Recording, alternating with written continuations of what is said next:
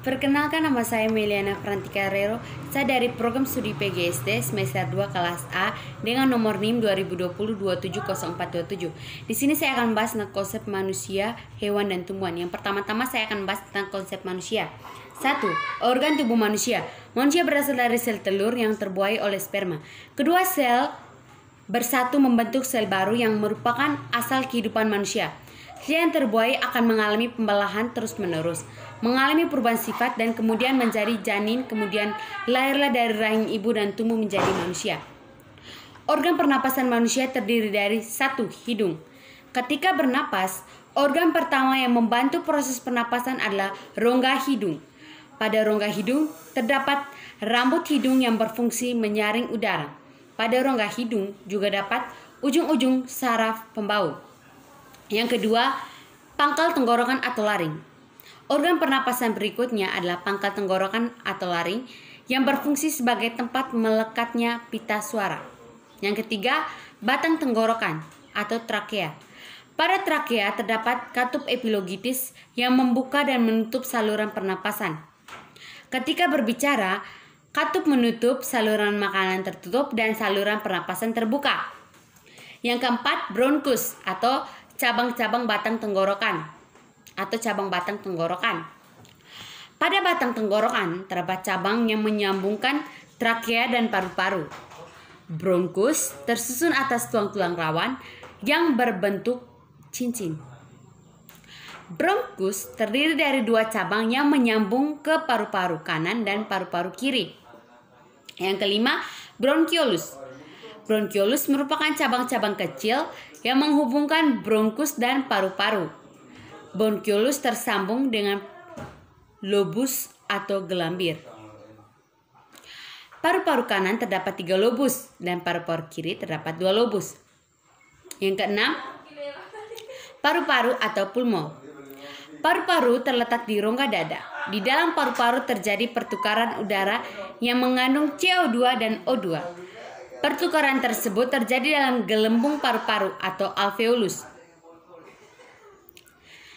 Proses pernapasan juga dipengaruhi aktivitas organ yang bekerja sehingga proses pernapasan dibedakan menjadi pernapasan dada dan pernapasan perut. Pernapasan dada dipengaruhi aktivitas otot antara tulang rusuk. Fase inspirasi ditandai kontraksi otot antara tulang rusuk eksternal.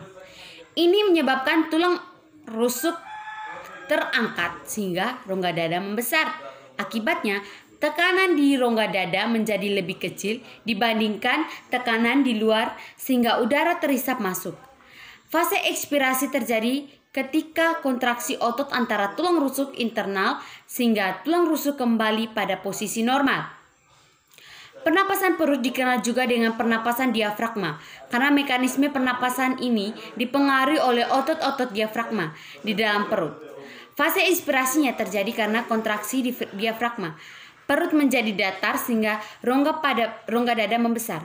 Akibatnya, tekanan dalam rongga dada menjadi lebih kecil daripada tekanan di luar sehingga udara masuk. Sedangkan fase ekspirasinya merupakan relaksasi diafragma sehingga otot kembali ke posisi semula dan rongga dada mengecil. Akibatnya, tekanan dalam rongga dada menjadi lebih besar sehingga udara terhembus keluar. Paru-paru merupakan organ tubuh yang perlu dijaga. Gangguan pada paru-paru akan mempengaruhi kualitas pernapasan dan kesehatan tubuh. Penyakit dan kelainan pada sistem pernapasan manusia antara lain emfisema. Penyakit ini disebabkan karena alveolus kehilangan elastisitas. Penyakit ini disebabkan karena kebiasaan merokok, polusi udara, dan polusi asap rokok. Kebiasaan tersebut juga bisa menyebabkan penyakit kanker paru-paru. Selain itu, paru-paru yang terjangkit bakteri Mycobacterium dapat menyebabkan penderitaan terkena penyakit TBC, asma, laryngitis, bronkitis. Yang ke B, organ pencernaan. Manusia membutuhkan makanan dan minuman untuk dapat bertahan hidup. Makanan dan minuman mengandung sumber tenaga serta mengganti sel-sel tubuh yang rusak. Namun, makanan yang dimakan tidak dapat langsung diserap tubuh karena molekul-molekul makanan yang terlalu besar. Makanan yang masuk ke dalam tubuh dilumatkan dan dihancurkan sehingga menghasilkan sari makanan. Sari makanan diserap dan diedarkan darah ke seluruh tubuh. Bagian makanan yang tidak dapat tercerna dikeluarkan kembali menjadi tinja. Seluruh proses tersebut dinamakan pencernaan. Proses pencernaan makanan pada manusia melibatkan organ tubuh seperti rongga mulut, kerongkongan, lambung, usus halus, usus besar, dan anus. Proses pencernaan dimulai dari mulut yang terjadi secara kimia dan mekanik. Di dalam rongga mulut terdapat gigi, lidah, dan kelenjar ludah. Gigi terdiri dari gigi geraham atau molar yang berfungsi untuk menggilas dan mengunyah makanan. Gigi taring atau canifus yang berfungsi menyobek makanan, dan gigi seri atau incisivus berfungsi memotong dan mengiris makanan. Lambung atau vertikel merupakan suatu keuntungan yang terletak di rongga perut sebelah kiri. Lambung melakukan pencernaan secara mekanis dan kimiawi. Dinding lambung berkontraksi sehingga makanan teraduk atau mekanis. Sedangkan secara kimiawi, lambung mengeluarkan getah yang mengandung pepsin, asam klorida, dan renin. Pepsin berfungsi mengubah protein menjadi molekul yang lebih kecil. Klorida berfungsi membunuh kuman dan bakteri yang pada makanan. Renin mengubah susu menjadi kasein. Makanan yang dicerna oleh lambung kemudian sedikit demi sedikit meninggalkan lambung menuju usus 12 jari.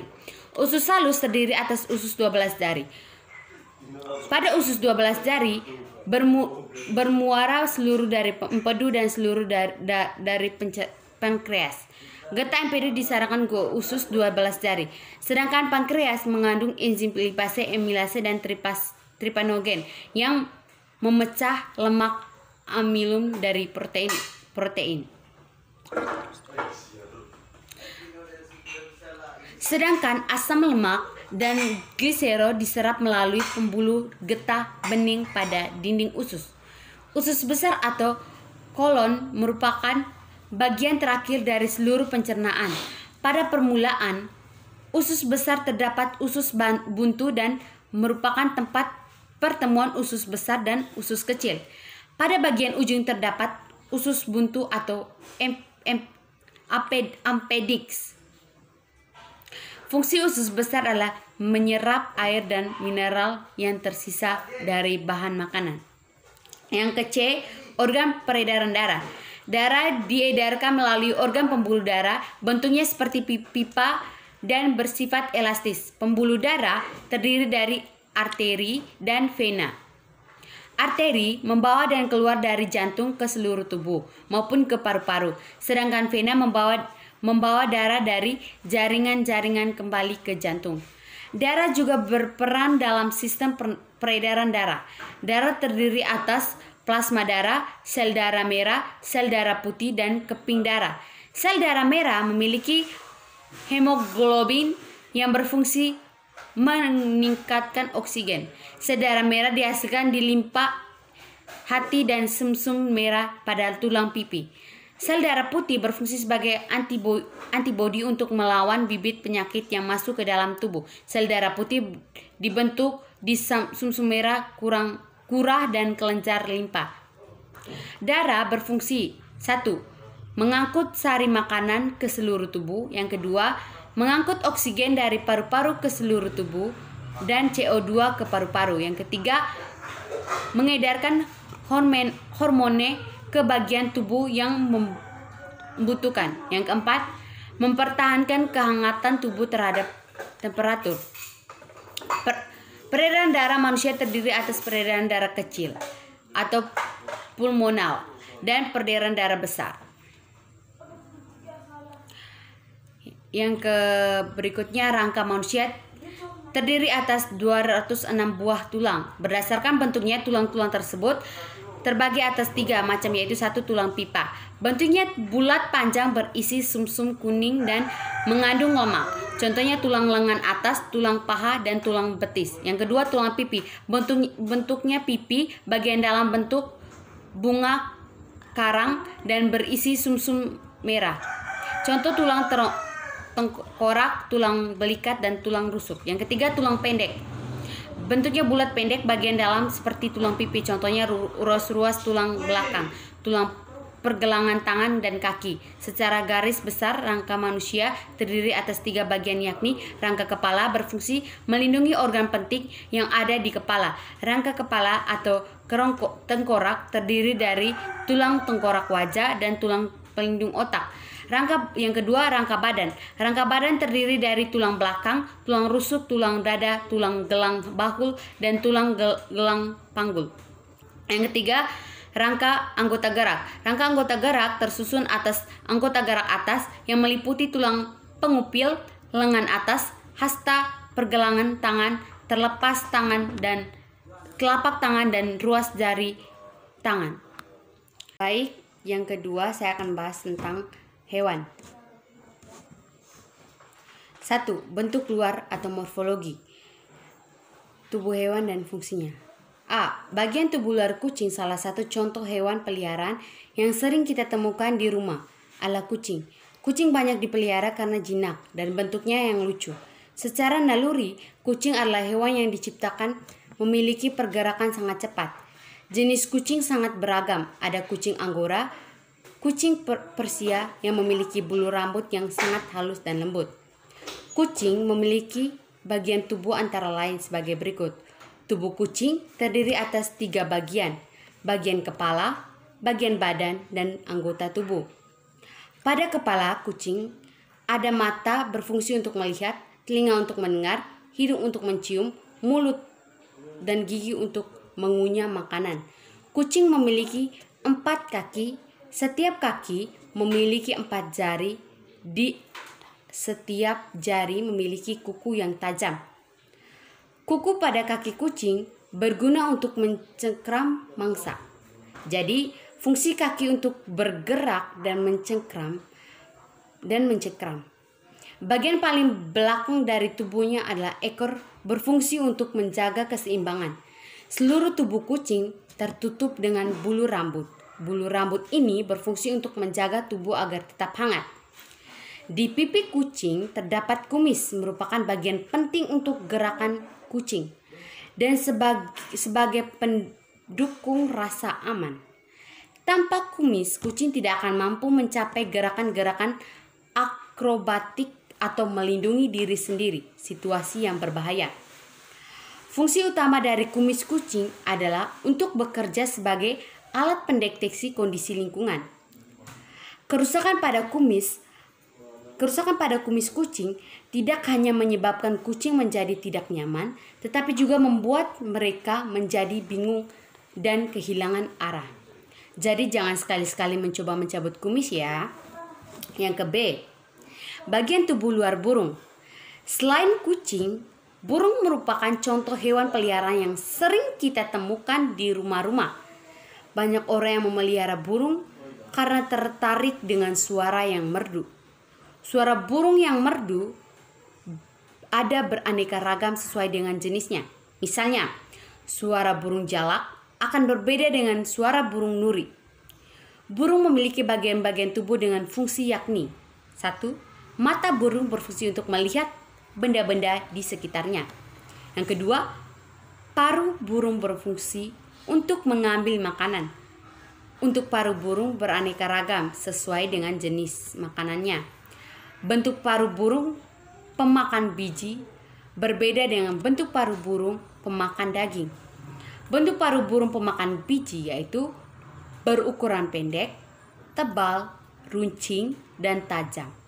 Berfungsi membantu burung mengambil dan memecah biji-bijian dari pepohonan. Sedangkan paruh burung pemakan daging, misalnya burung elang, mempunyai ciri khas bentuk paruh yang membengkok, runcing, dan tajam. Fungsi dari bentuk ini adalah agar burung elang mudah menggoyahkan dan mencabik-cabik mangsanya. Yang berikut, cakar burung berfungsi untuk mencengkram mangsanya, misalnya burung elang, dan bentuk bertengger di halaman pohon, misalnya burung pipit. Sayap burung berfungsi untuk bergerak atau terbang. dengan cara mengepak sayapnya. Yang berikut, ekor burung berfungsi untuk menjaga keseimbangan burung sewaktu terbang. Yang berikutnya, bulu burung berfungsi untuk menutupi tubuh, yakni dari udara dingin dan hujan. Yang kedua, daur hidup hewan. Hewan mengalami daur hidup. Daur hidup adalah tahap perkembangan hewan sejak menetas atau lahir sampai dewasa. Daur hidup tiap hewan berbeda-beda. Ayam betina dewasa dapat menghasilkan telur. Telur ayam menetes setelah dierami induknya selama 21 hari. Pada saat menetas, anak ayam terbulu sangat halus. Setelah dewasa, bulu-bulu itu berubah seperti bulu induknya. Setelah dewasa, ayam betina dapat menghasilkan telur. Demikian juga yang terjadi pada kucing. Kucing betina dewasa dapat melahirkan anak kucing. Anak kucing dapat tumbuh menjadi kucing dewasa. Kemudian kucing betina dewasa dapat menghasilkan anak kucing. Anak ayam dan anak kucing sangat mirip dengan induknya. Kehidupan hewan itu tidak mengalami perubahan bentuk tubuh dan pada tahap pertumbuhannya. Metamorfosis dibedakan menjadi dua, yaitu metamorfosis sempurna dan metamorfosis tidak sempurna. Yang pertama, metamorfosis sempurna. Contoh hewan yang mengalami metamorfosis sempurna adalah kupu-kupu, nyamuk, lalat, dan katak. Yang pertama, kupu-kupu. Daur hidup kupu-kupu dimulai dari telur. Seperti hewan sejenisnya, kupu-kupu betina bertelur. Telur itu diletakkan di atas dedaunan, kemudian telur menetas menjadi larva. Larva adalah hewan muda yang akan berubah bentuk ketika menjadi dewasa. Larva kupu-kupu disebut ulat. Ulat makan dedaunan. Makin lama, ulat berkurang jumlahnya makannya dan gerakannya. Akhirnya ulat diam, tidak bergerak. Seiring dengan makin lemah gerakannya, ulat membungkus dirinya dengan benang. Benang itu terbuat dari air liurnya sendiri. Setelah seluruh tubuhnya terbungkus benang, ulat berubah menjadi kepompong atau pupa. Setelah menjadi kepompong, ulat berhenti makan. Secara perlahan, kepompong berubahnya sempurna. Kupu-kupu keluar dari kepompong. Kupu-kupu dewasa akan bertelur lagi dan meletakkan telurnya di atas dedaunan lagi. Telur tersebut akan seperti sebelumnya, menetas lalu menjadi kepompong, menjadi ulat dan kepompong. Yang berikut, nyamuk. Nyamuk senang bertelur di atas air yang menggenang. Sekali bertelur jumlahnya ratusan butir. Telur kemudian menetas menjadi jentik-jentik atau tempayak. Tempayak bergerak dalam air. Setelah beberapa hari, tempayak berubah menjadi kepompong. Selanjutnya, kepompong berubah menjadi nyamuk. Nyamuk dewasa akan bertelur dan begitu seterusnya. Yang kedua, metamorfosis tidak sempurna. Pada metamorfosis tidak sempurna, bentuk hewan yang baru menetas tidak berbeda dengan induknya.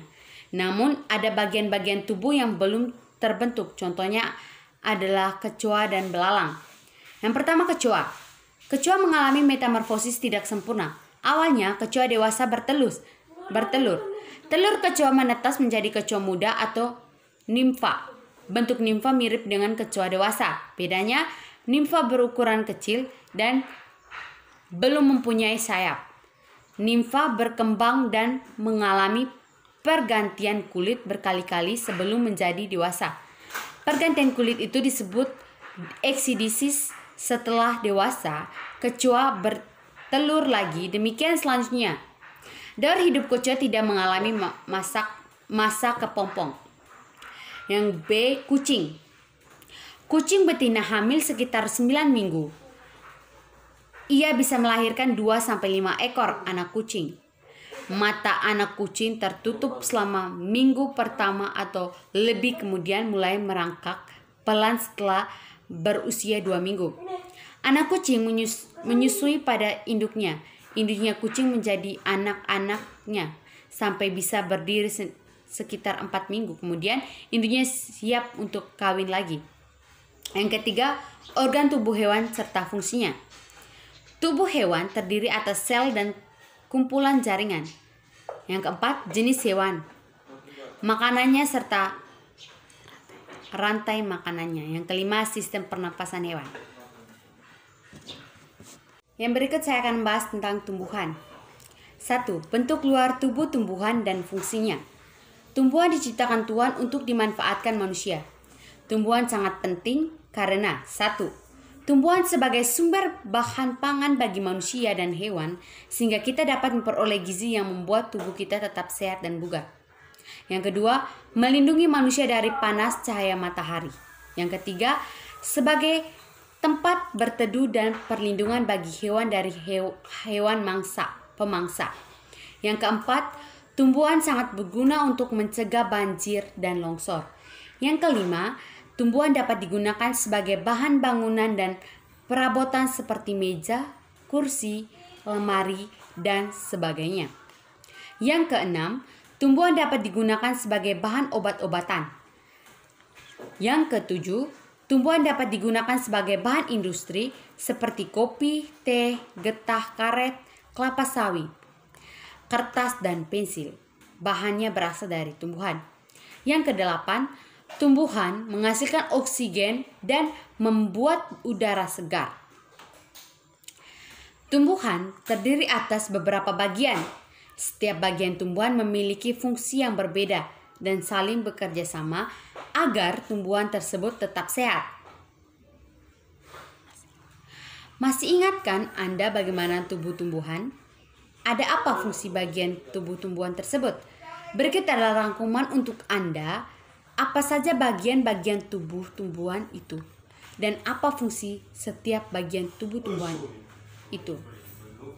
Yang pertama, akar memperkuat berdirinya batang tumbuhan, menyerap air dan mineral dari dalam tanah, dan untuk menyimpan cadangan makanan pada tumbuhan umbi-umbian. Yang kedua, batang. Batang sebagai penopang tubuh tumbuhan agar tumbuhan tersebut tetap berdiri tegak, mengangkut air dan mineral dari akar menuju daun yang sebagai tempat penyimpan makanan cadangan pada tumbuhan tertentu, misalnya batang tumbuhan tebu dan sagu. Yang ketiga, daun sebagai tempat proses pembuat makanan dan sebagai alat pernapasan. Yang keempat, bunga sebagai alat perkembangan atau perkembangbiakan. Yang kelima, buah dan biji. Buah dan biji daging buah berfungsi untuk melindungi biji. Biji bila kita tanam akan menjadi tanaman baru. Tumbuhan dapat dikelompokkan berdasarkan kesamaan ciri-ciri yang dimiliki. Bagian-bagian tumbuhan memiliki banyak kegunaan bagi kita. 1. Buah, daun, batang, biji, dan akar dari berapa tumbuhan dapat dimakan. Yang kedua, batang tumbuhan memberikan kita kayu untuk dibuat kursi atau meja. Yang ketiga, daun tumbuhan dapat digunakan untuk membuat atap rumah, caping, dan membungkus makanan.